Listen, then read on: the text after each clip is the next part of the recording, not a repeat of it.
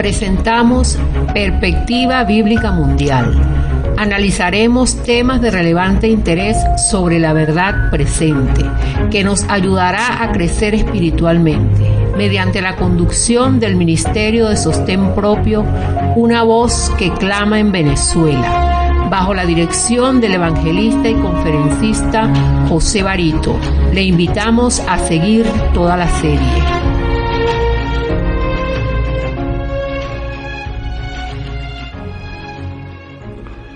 Un placer saludarles nuevamente en nuestro espacio Escuela Bíblica La Verdad Presente. Distinguida audiencia, antes de comenzar, como hacemos de costumbre, quisiera elevar una plegaria a nuestro Padre Eterno. Muy bien, oremos. Padre Eterno, le honramos, le glorificamos y le damos las gracias por su amor y su compasión ante una humanidad que cada día se separa más de usted, Señor. Ayúdanos a crecer en su conocimiento para poder discernir que estamos en medio de un conflicto espiritual entre el bien y el mal. Y necesitamos vivir a la altura de ese conflicto, sobre todo un conflicto de entendimiento y fidelidad a su eterna voluntad y a su palabra. Una voluntad que ha sido menospreciada, ha sido atacada por falsos líderes religiosos que vienen conduciendo a una vasta mayoría de personas a su perdición. Y eso lo vienen haciendo a través de la rebelión y la apostasía. Por ello, Señor, danos el discernimiento para poder enfrentarlo bajo la confianza en usted.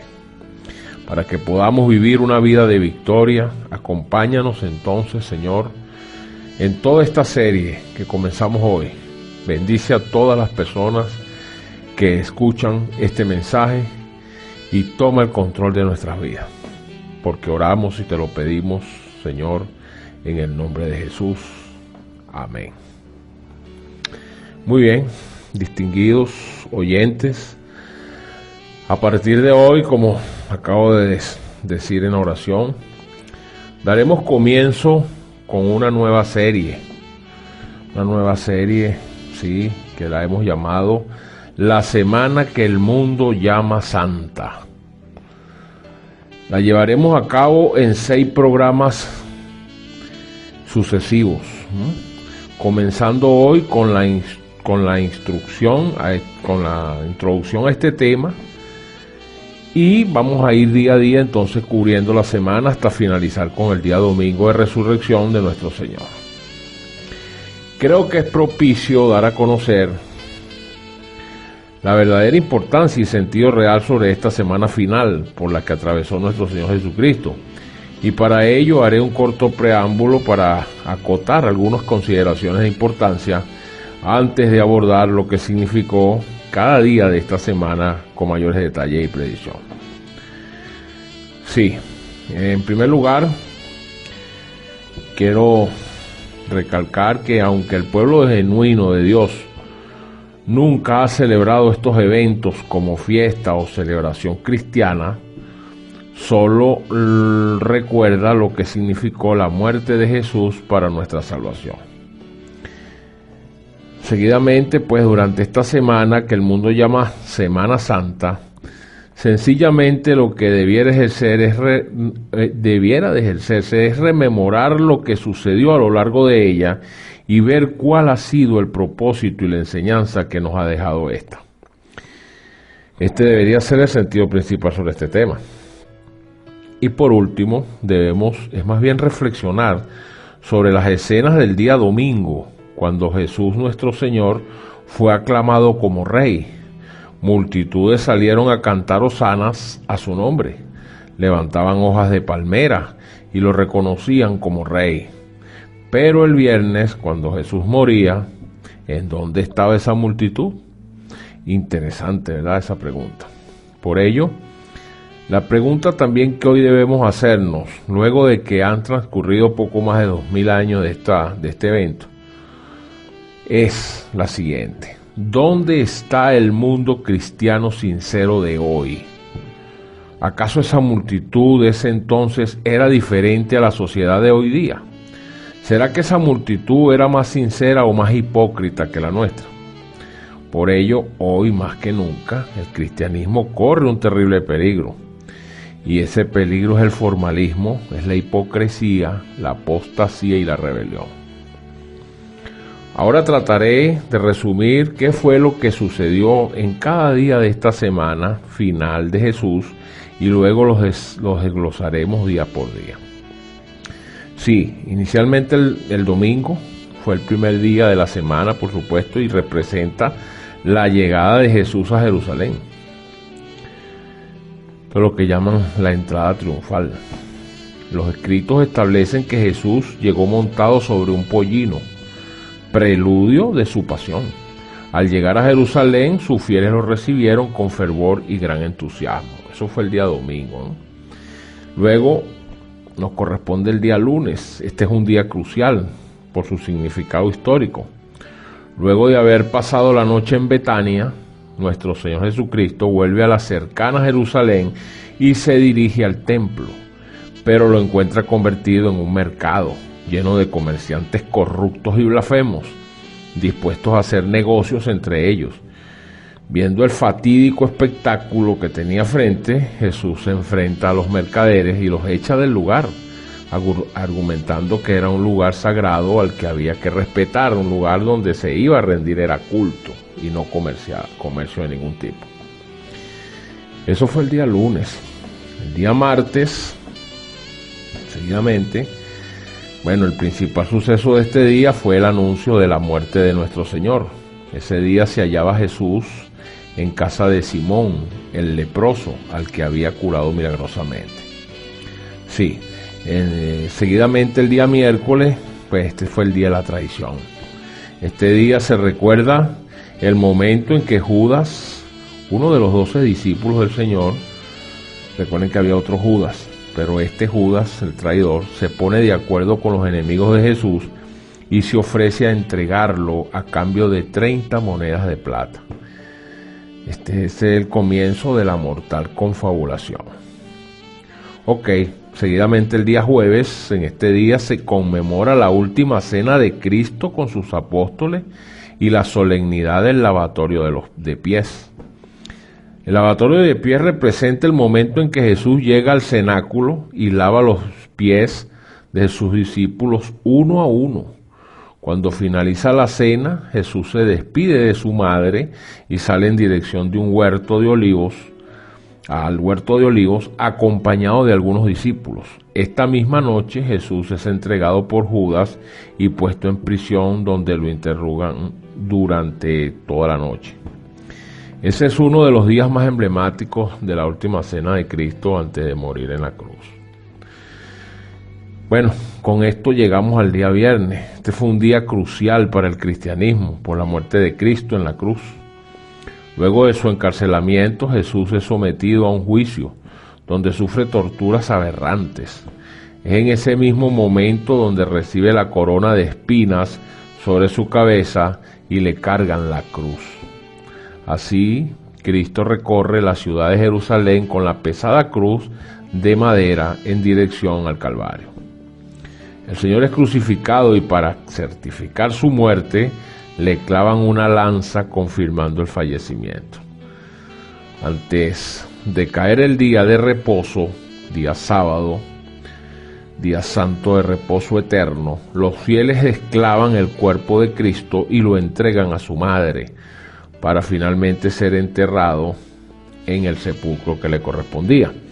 Ese mismo día fue cuando Judas, arrepentido de su traición, se ahorca y acaba con su vida.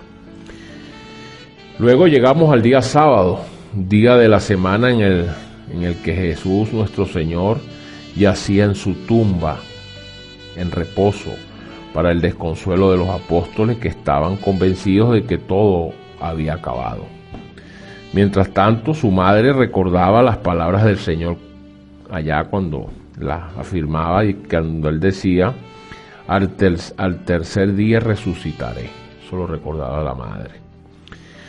Finalmente, el día domingo, damos una vuelta completa a la semana, ya el primer día de la semana, de acuerdo con los escritos cristianos. Este domingo es el día en el cual Jesús salió de su sepulcro. La historia cuenta que en cuanto se hace de día, 3 mujeres van al sepulcro donde Jesús estaba enterrado y ven que no está su cuerpo. Un ángel les dice que ha resucitado. Van donde está María con los apóstoles y les dan la gran noticia. Mientras tanto, Pedro y Juan corren al sepulcro y ven las vendas en el suelo. El desconsuelo que habían tenido la noche anterior con este evento, bueno, en este momento entonces se transforma en un júbilo general.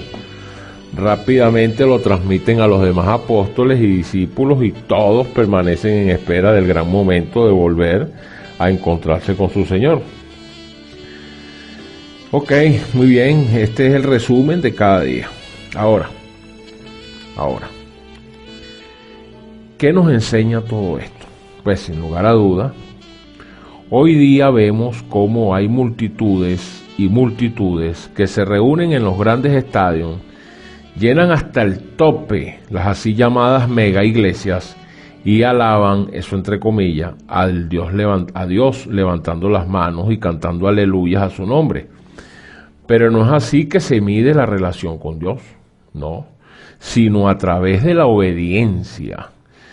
Cristianismo no es tomar la Biblia y acomodarla a nuestra manera de pensar. Cristianismo es dejar que Jesús nos lleve donde Él quiere llevarnos. Es acomodar nuestra vida a lo que la palabra de Dios establece. No a llevar una vida de libertinaje pensando, por un lado, que porque asistimos una vez a la semana a una de estas iglesias, ya hemos cumplido con Dios y estamos en paz con Él, mientras que por otro lado, en el resto de la semana, hacemos todo lo contrario de lo que la Biblia determina. Eso más bien se corresponde con una conducta hipócrita, mentirosa y deshonesta. La Biblia dice en el Evangelio de Juan, capítulo 9, versículos 31, dice: y sabemos que Dios no oye a los pecadores, pero si alguno es temeroso de Dios y hace su voluntad, a ese oye. Y podemos entonces hacer aquí en este texto una paráfrasis, ¿no? Porque la palabra pecado significa transgresión de los mandamientos de Dios. Eso lo dice Primera de Juan 3:4. Sabemos que entonces, si hacemos una paráfrasis aquí, podemos decir: y sabemos que Dios no oye a los transgresores de sus mandamientos. Pero si alguno es temeroso de Dios y hace su voluntad, es decir, guarda los mandamientos, pues a ese oye. Ahí está el meollo de todo el asunto. La gente cree que porque asisten a la iglesia los días que son diferentes a los que el Señor estableció como día de reposo sagrado, entonces cree que nos están oyendo, ¿no? Y la Biblia es clara, aquí lo dice.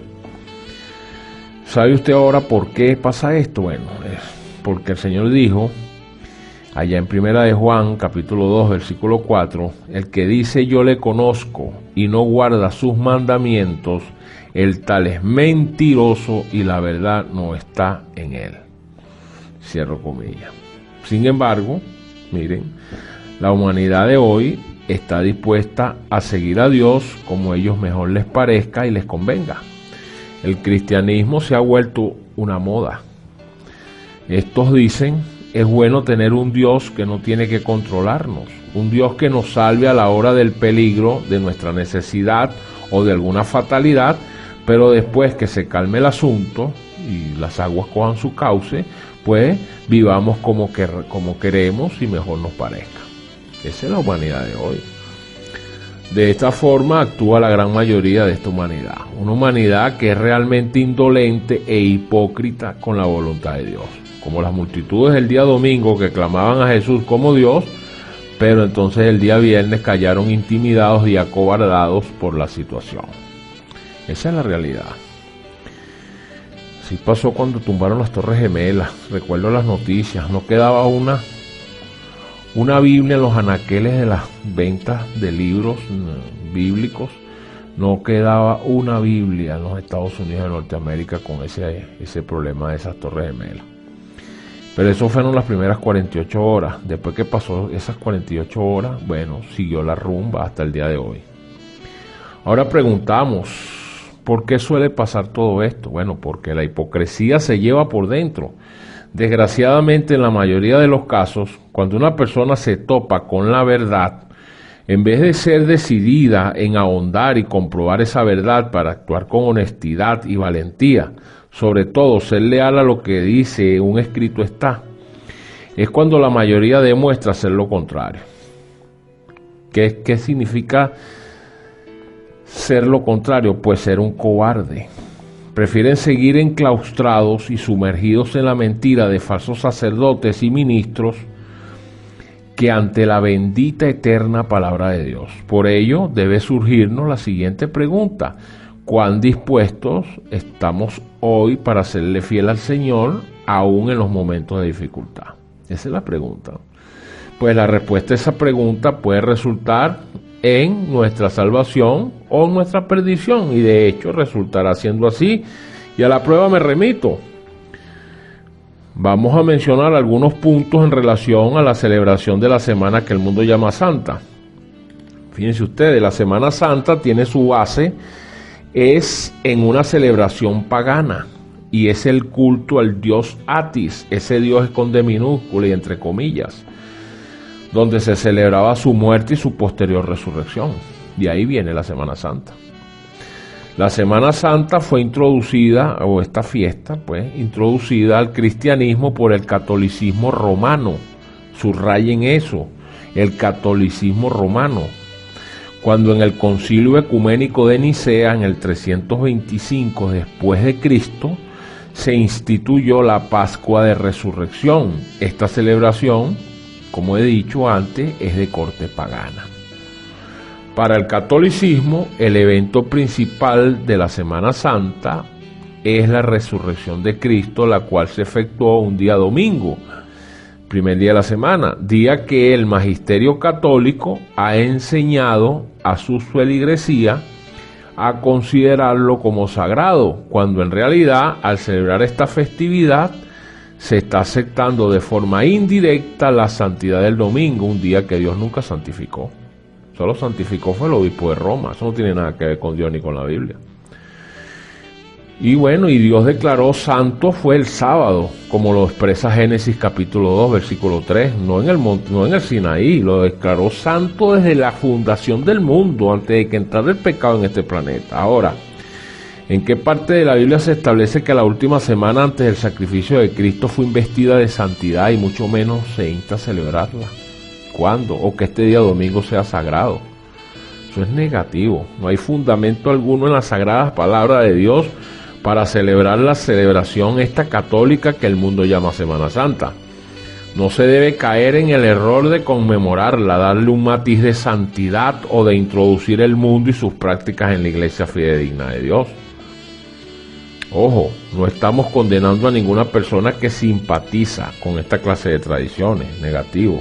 Lo que estoy tratando de reseñar es que dicha celebración es una fiesta pagana que instituyó el sistema católico romano con fines específicos como tradición de esta institución, que de paso, el fin primordial que se persigue es conducir a la gente a la idolatría y a la veneración de imágenes a través de inútiles procesiones y encendederas de velas, y al sacrificio inadecuado y apóstata de pagar promesas que Dios prohíbe contundentemente en su escritura sagrada. Si usted quiere tomarlo, lo toma, y si lo quiere dejar, lo deja.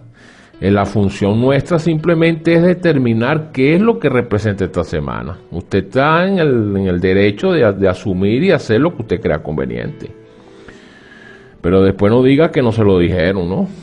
Y finalmente, con el propósito también, lo hacemos, o principal, de que la gente entienda de que la iglesia que instituyó esta fiesta pagana es resaltar, su objetivo es resaltar el domingo cuando resucitó Jesucristo, para endosárselo a su feligresía con motivo de observar este primer día de la semana como día espurio de reposo, cosa de lo que la Biblia en ninguna parte ha señalado y mucho menos autorizado, más bien lo condena. Cristo demanda es unidad, sí, pero no nos demanda que nos unamos en prácticas erróneas. La Biblia registra lo siguiente: No se le olvide lo que dice Colosenses, le escribió el apóstol Pablo en el capítulo 2, versículo 8. Él dijo allí: mirad que nadie los engañe por medio de filosofías y huecas sutilezas, según las tradiciones de los hombres. Yo diría aquí según las tradiciones de los hombres corruptos, ¿no? Eso es palabra mía, pero aquí dice según las tradiciones de los hombres, conforme a los rudimentos del mundo y no según Cristo. Esto es una advertencia, ¿ok? Entonces, ¿usted carga la Biblia para qué? Para decir que carga una Biblia y no la lee. ¿Cómo es eso? ¿Por qué cuesta tanto entender que cuando la iglesia se relaciona con el mundo y lo introduce dentro de la iglesia, no se podrá distinguir jamás la línea que separa entre los que sirven a Dios y los que no le sirven? La entrada triunfal que hizo nuestro Señor Jesucristo el día domingo en Jerusalén fue una débil representación de su segunda venida en las nubes del cielo con poder y gloria, ¿sabe? Entre el triunfo de los ángeles y el regocijo de los santos. Es allí donde se cumplen las palabras de Cristo a los sacerdotes y fariseos cuando dijo en el Evangelio de Mateo, capítulo 23, 39, dijo: desde ahora no me verán más hasta que digan Baruch haba Beshem Adonai. Eso significa bendito el que viene en el nombre del Señor. Y para finalizar, distinguidos oyentes, Cristo previó esta escena cuando contempló la ciudad y lloró sobre ella. En la ruina temporal de Jerusalén, vio la destrucción final de aquel pueblo culpable de derramar la sangre del Hijo de Dios, y con la misma visión profética alertó al pueblo de hoy, como última generación sobre esta tierra, con la misma suerte de destrucción. Muy bien, hasta aquí pues este es nuestro primer tema de esta serie. Me encuentro muy satisfecho de haber compartido estos minutos con todos ustedes, así que como iniciamos, también entonces nos despedimos, y será hasta nuestro próximo encuentro cuando nos volveremos a conectar a través de nuestro programa Escuela Bíblica La Verdad Presente, y con el segundo tema, por supuesto, de esta serie. Y como siempre les digo, compartan estos mensajes con otras personas, divúlguenlos como hojas de otoño. Estamos seguros que el Señor estará muy complacido con ellos. Les habló desde Venezuela José Barito, su servidor. Dios le bendiga.